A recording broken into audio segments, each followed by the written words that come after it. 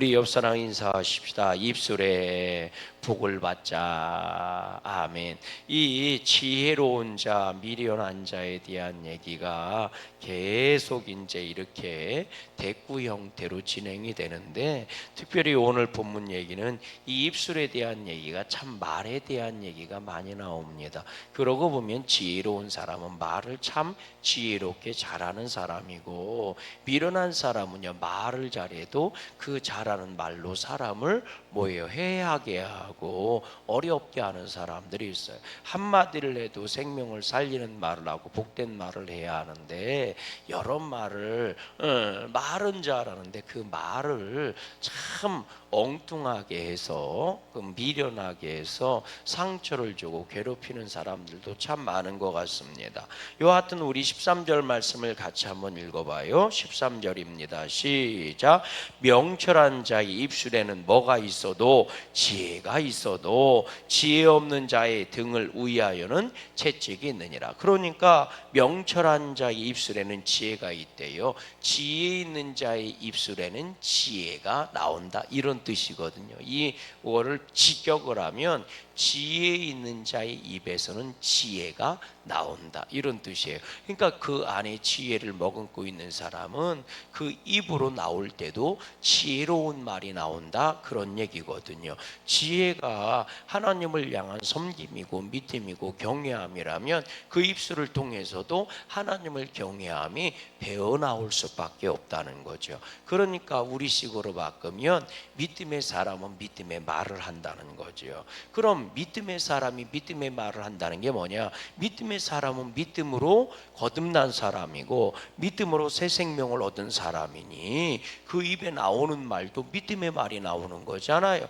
생명의 말이 나오고 예수의 복음이 묻어나올 수밖에 없다는 거죠. 그러고 보면 인격이라는 것은 입술을 통해서도 드러나는 겁니다. 그 입술을 통해 그 사람이 수준이 드러나는 거거든요. 그래서 악한 말을 많이 하는 사람은 그 안에 악이 있는 사람이에요. 왜 말을 하면 농을 잘하는 사람이 있잖아요. 농을 잘하는 사람은요 그 안에 이 즐거움이 있고 기쁨이 있는 사람입니다. 그러니까 농을 잘하는 거죠. 반면에 그 안에 정말 진실함이 있는 사람은 말을 해도 진실되게 말하는 거거든요. 그래서 눈만 그 사람의 마음의 거울이 아니라 입술도 그 사람의 거울과 같아요. 우리 양구감리교회 성도들은 여기 보니까 지혜 없는 자는 등을 위하여 채찍이 있느니라 그러잖아요. 채찍이라고 하는 건 막대기, 휘초리 이런 거거든요. 우리식으로 얘기하면 지혜 없는 자는 그 등을 휘초리에 맞는다는 거, 우리로 얘기하면 종아리 맞는다, 이런 뜻입니다. 징계를 받는다, 그런 뜻이거든요. 그러니까 우리가 말을 해도 지혜로운 말을 해야지, 그렇지 않으면 뭐예요? 매를 버는 말을 하는 사람이라는 거죠. 그런 사람이 미련한 사람이라는 거예요. 오늘 우리들은요 지혜 있는 입술을 가져야지 미련한 자의 입술을 갖지 않기를 주의 이름으로 소망합니다. 또 입술에 대해서도 이런 말을 하네요. 14절 말씀도 입술에 대한 얘기가 나오잖아요. 시작. 지혜로운 자는 지식을 간직하곤, 14절입니다. 시작. 지혜로운 자는 지식을 간직하거니와 미련한 자의 입은 멸망에 가까우니라. 멸망하느니라, 이렇게 멸망에 가까우니라 그랬잖아요. 그러니까 멸망의 시작이다, 그런 거죠.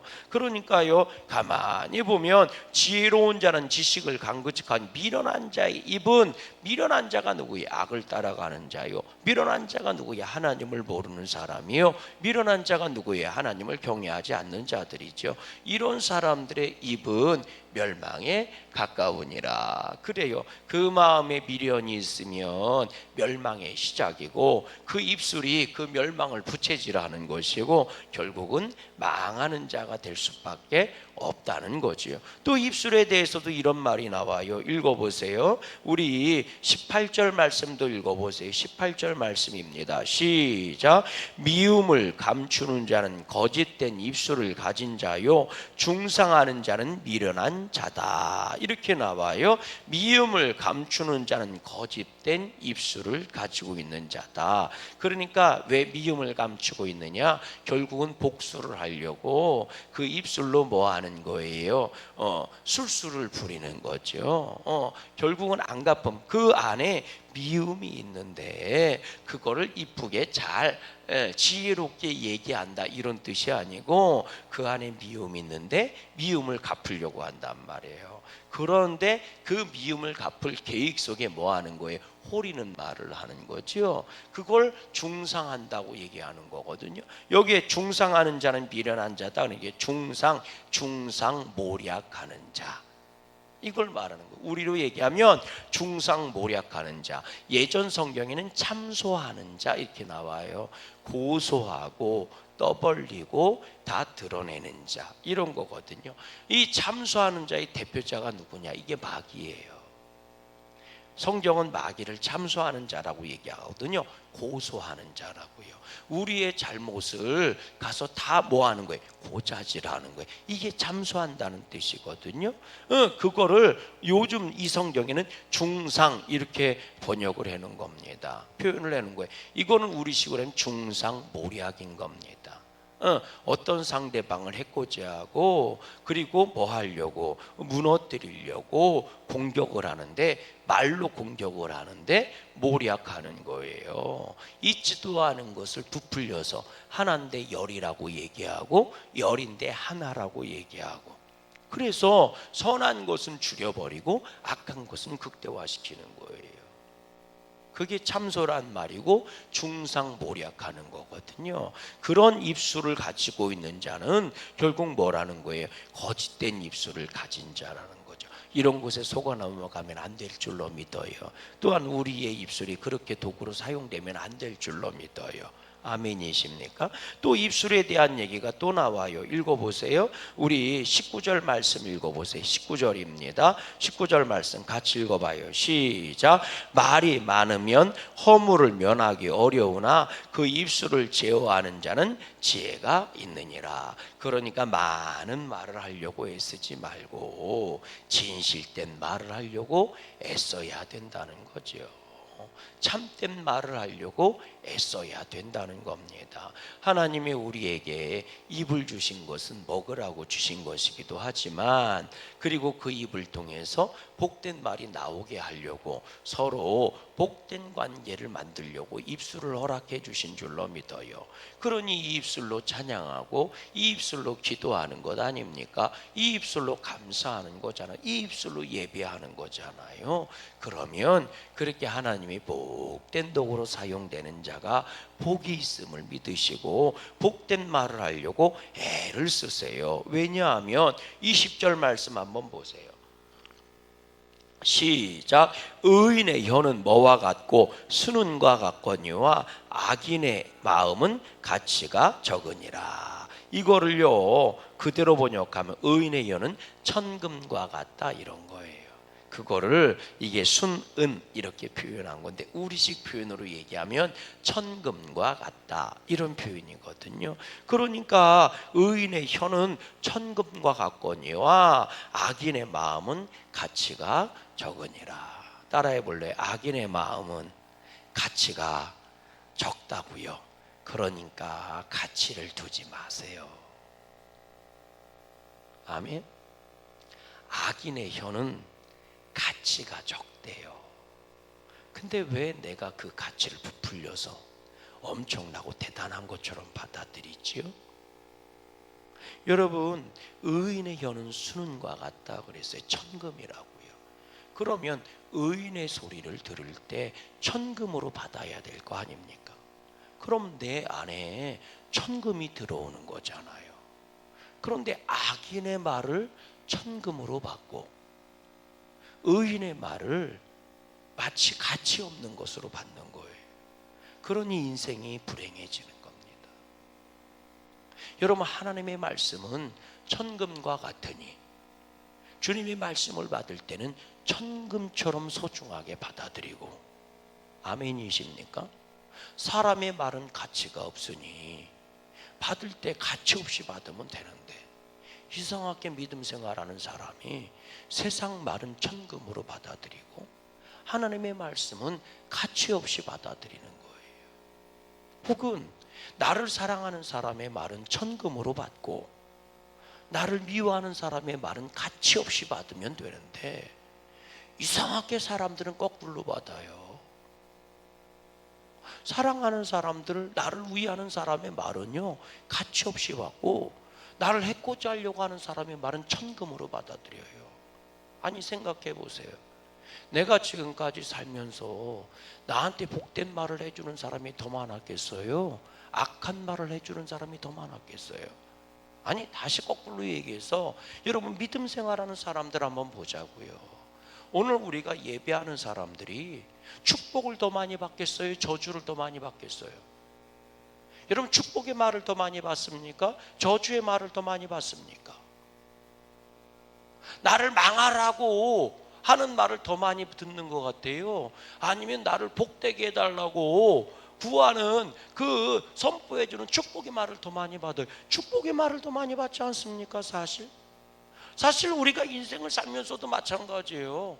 나한테 복된 말을 해주는 사람이 더 많지 나한테 악한 말을 하는 사람이 더 많습니까?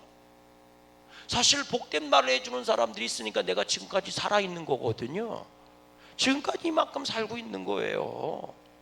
그런데 이상하게 왜 악한 자의 말은 천금처럼 받아서 정말 엄청나게 부풀리고 또 부풀리고 부풀리고 또 부풀려서 마치 그 사람 때문에 내 인생이 망하고 내 인생이 불행해질 것처럼 눈에 쌍심지를 켜고 그 사람을 죽이자고 달려듭니까? 왜? 그냥 가치 없이 받으면 되는 것 아니에요? 그 말 한마디 들었다고 내 위가 잘라져 나갑니까? 심장이 멎기를 합니까? 그런 말은 이쪽 귀로 듣고 이쪽 귀로 그냥 내보내면 되는 거 아니에요?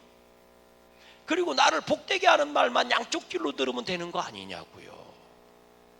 그런데 왜 나를 축복하고 나를 사랑해 주는 말들은 이쪽 귀로 듣고 이쪽 귀로 흘려버리고 나를 저주하는 말들은 이쪽 귀로 양쪽으로 다 들어서 내 인생을 망치는 사람이 되느냐고요. 우리 뱃속을 한번 보자고요. 좋은 것들이 들어오는 거는 잘 받아서 어떻게 합니까? 몸에 영양분으로 잘 뻗어나가게 해줘요. 그런데 상한 음식 들어온다고 생각해 보세요. 썩은 음식이 뱃속으로 들어오잖아요. 당장 위로 내보내고 아래로 내보내요. 그렇지 않습니까? 그게 건강한 사람이에요. 건강한 사람은요 좋은 것이 들어오면 사지백배로 뻗어나가고 기운으로 나가는 거고 나쁜 것이 들어오면 위로 뿜어내고 아래로 뽑아내요. 그래서 빨리 비워버린다고요. 그래서 내 몸의 생명을 살려준단 말이에요. 근데 건강하지 않은 사람은 거꾸로 가는 거예요. 좋은 것이 들어오면 어떻게 해요? 설사로 쭉쭉 빼내고 그 몸이 안 좋은 거예요. 반면에 나쁜 것이 들어오면 온몸이 꼭 갖고 있는 거 변비 걸려가지고 그러니까 몸이 더 병들어서 죽는 거지. 여러분 내 스스로 내 몸을 망치고 내 스스로 내 인생을 망치는 거라니까요. 하나님이 안 주시는 게 아니고 내가 복을 못 받은 사람이 되는 게 아니고 내 스스로 내 인생을 망치는 거예요.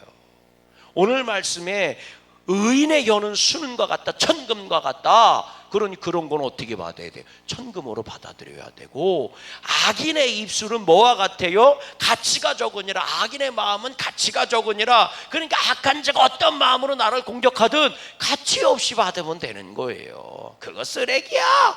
그리고 갖다 버리면 되는 거. 아우 쓰레기 들어왔네. 귀 씻어버리면 되는 거예요. 그런데 우리는 거꾸로 받아요. 그래서 은혜는 물에 새기고 원수는 바위 위에 새기는 거예요. 그러니 그 인생이 망하는 게 당연한 것 아니겠습니까? 썩은 물이 채워졌으니 썩은 물이 나가. 썩은 물이 나가니 그 인생의 결론이 썩은 것이 될 수밖에 없는 거죠. 좋은 물을 받으면 좋은 것이 나가요. 그러면 결국 좋은 인생이 될 수밖에 없는 것 아니겠습니까? 그건 지혜가 없는 사람들도 다 아는 것 아니겠습니까? 그럼 여기서 지혜로운 자와 미련한 자의 차이가 뭘까요? 지혜로운 자는 지혜로운 걸 배워서 지혜롭고, 미련한 자는 미련한 것만 채워서 미련한 거냐? 그게 아니에요.